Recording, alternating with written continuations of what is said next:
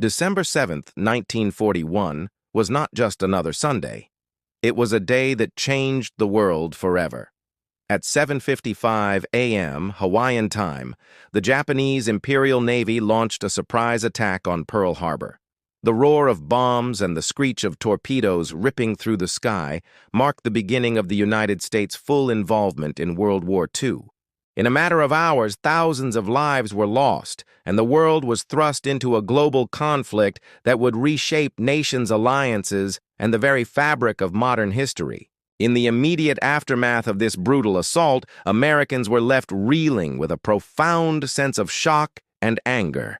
They had been attacked on their own soil. The scales had tipped from isolationism to war readiness, but the question that hung in the air was how would the leader of the free world respond? On December 8, 1941, President Franklin D. Roosevelt took to the radio waves for his famous Fireside chat to speak directly to the American people. As Roosevelt's voice crackled through the airwaves, it carried more than words. It carried the weight of history, the weight of a nation now at war. The president's tone was calm, yet resolute, and in his address, he didn't just convey information. He commanded the attention of a nation and set the stage for the future of the United States' role on the world stage. Roosevelt's fireside chats were a way for him to speak directly to the people, cutting through the political noise and offering clarity in times of crisis. This chat was no different, but this time the stakes were higher.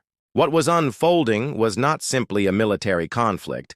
It was an existential battle against tyranny that would determine the fate of democratic values across the globe. Roosevelt's message was simple, yet powerful. The attack on Pearl Harbor would not go unanswered.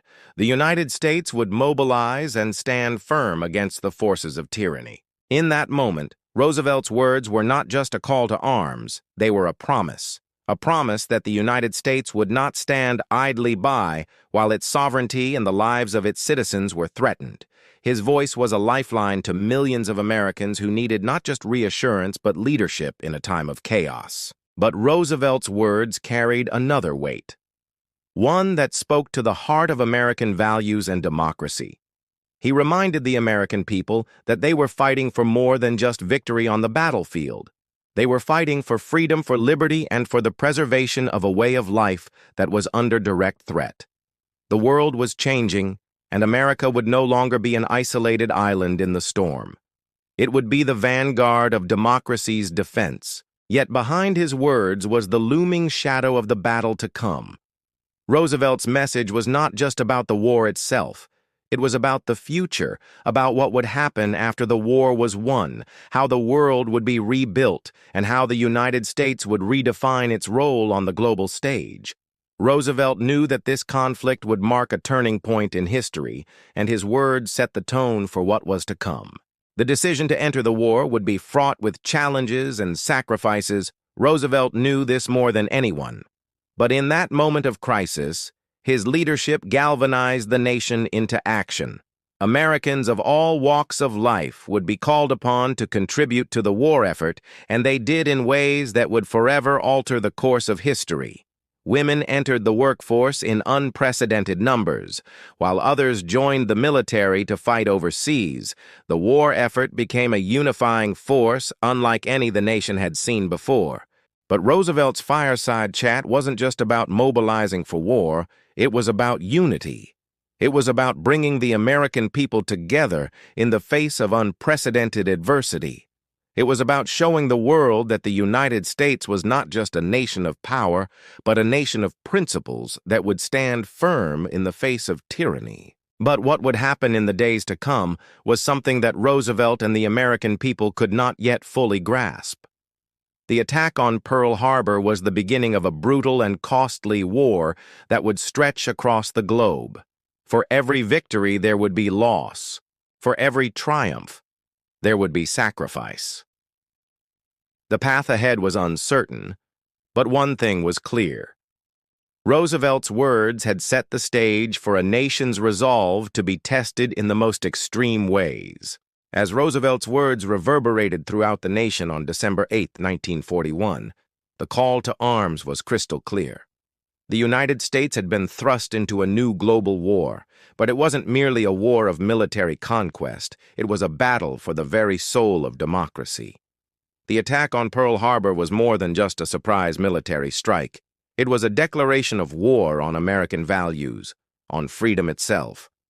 Roosevelt's calm yet firm voice conveyed not only the gravity of the situation, but also a vision that would guide the nation through the turbulent years ahead.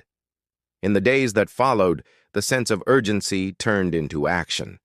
The American people rallied behind their president, determined to avenge the devastating blow that had been struck at Pearl Harbor and to defend the world against the encroaching forces of totalitarianism.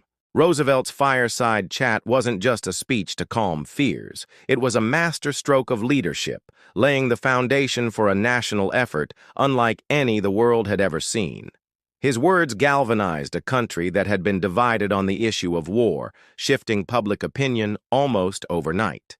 The nation, previously embroiled in debates over isolationism versus interventionism, was now united in a singular cause. Roosevelt had addressed the nation as only he could, speaking directly to the hearts of Americans, reassuring them that they weren't alone. This wasn't just the president's war, it was their war. The lives of every citizen, whether they were factory workers, teachers, or soldiers, would be forever changed. The wartime economy began to shift almost immediately. The United States had entered the conflict with a significant industrial advantage, and Roosevelt knew that this would be crucial in the fight ahead. The nation's factories, which had previously produced consumer goods, were now repurposed for the war effort. The iconic assembly lines that had once churned out cars and refrigerators were soon producing tanks, aircraft, and weapons at an unprecedented pace. Roosevelt's administration spearheaded what would come to be known as the arsenal of democracy, transforming the United States into the manufacturing powerhouse that would supply not only its military but also its allies. The shift from a peacetime economy to a wartime economy was swift, but it wasn't without its challenges. The nation had to learn how to balance military production with the needs of its citizens. Food, clothing, and other essential goods became rationed, and civilians were encouraged to contribute in any way they could. Scrap metal, rubber, and paper were collected in massive drives as the entire nation became mobilized for war. It wasn't just the military that needed to adjust. It was the entire country. Men went off to fight, women entered the workforce in droves, and entire industries retooled for the war effort. In a matter of months, the United States had gone from an isolated power to a global military and industrial juggernaut. Roosevelt's fireside chats continued to be a lifeline to the American people as the war unfolded. Every few weeks he addressed the nation, providing updates on the progress of the war, assuring citizens of their shared purpose, and maintaining morale during the darkest days. The importance of these broadcasts cannot be overstated. In an era before television, and with limited means of mass communication, Roosevelt's voice carried an unparalleled weight. It was not only the content of his messages, but the medium itself, the fireside chats, that became an enduring symbol of his leadership.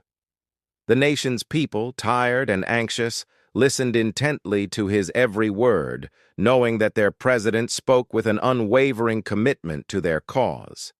Yet, despite the unity Roosevelt cultivated, the road ahead would be anything but smooth.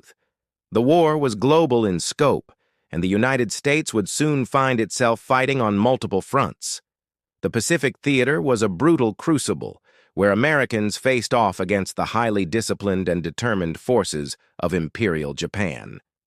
The attack on Pearl Harbor had been the beginning, but the months following the attack would see a string of defeats for the United States and its allies. The loss of the Philippines, the Battle of Bataan, and the fall of Singapore sent shockwaves through the global community, leaving many wondering if the Axis powers could truly be defeated. In the European theater, the United States faced a different, but equally daunting challenge.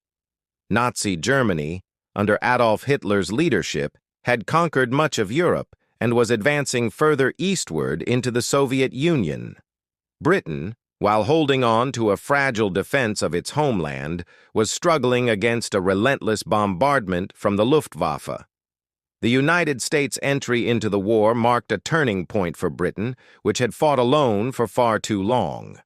Roosevelt had already committed to providing military aid to the British, but it was clear that the war could not be won without American boots on the ground.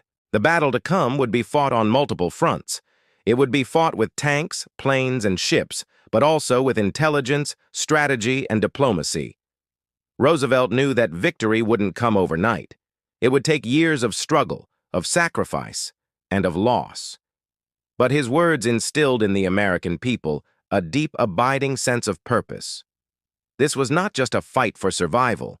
It was a fight for the future of civilization itself. It was a fight that would determine the fate of nations and the principles upon which they were built. The war would demand the best of every American. The lives lost in battle would be unimaginable, but the sacrifices on the home front would be no less significant. Families would send their sons and daughters off to war, not knowing if they would ever return. The men and women who remained behind would work tirelessly to support the war effort, adjusting to the hardships of rationing and scarcity. Yet, despite these hardships, there was a shared belief that the fight was worth it. Roosevelt's leadership had inspired a sense of solidarity that bound the nation together, even in its darkest moments. Roosevelt knew that winning the war was only part of the challenge. The real test would come after the war was won. What kind of world would emerge from the ashes of war?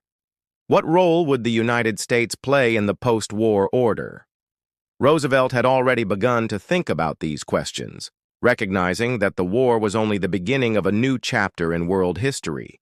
He was committed to creating a peace that would not only secure victory over fascism, but also prevent future wars. His vision was one of international cooperation, economic rebuilding, and the creation of a new global order, a vision that would culminate in the establishment of the United Nations. The days and months following Roosevelt's fireside chat were filled with uncertainty, but they were also filled with resolve. The United States had entered the war with a sense of purpose and a promise to protect the freedoms that had been threatened by Axis aggression. Roosevelt's leadership would see the country through the worst of times, and it would ultimately lead to the defeat of Nazi Germany and Imperial Japan. But as the war wound down and the world began to rebuild, the question remained: could the peace be sustained? Would the sacrifices of millions lead to a just and lasting peace? Or would the world fall back into the cycles of violence and oppression that had plagued it for centuries? Roosevelt's fireside chat had set the stage for a new world order, but it was up to the generations that followed to see it through. The sacrifices made during World War II would echo for generations to come, shaping the future of the United States and the world at large. As Roosevelt's voice faded from the airwaves, his message remained clear: democracy would endure, and the fight for freedom was not just a battle for today. It was a battle for the future.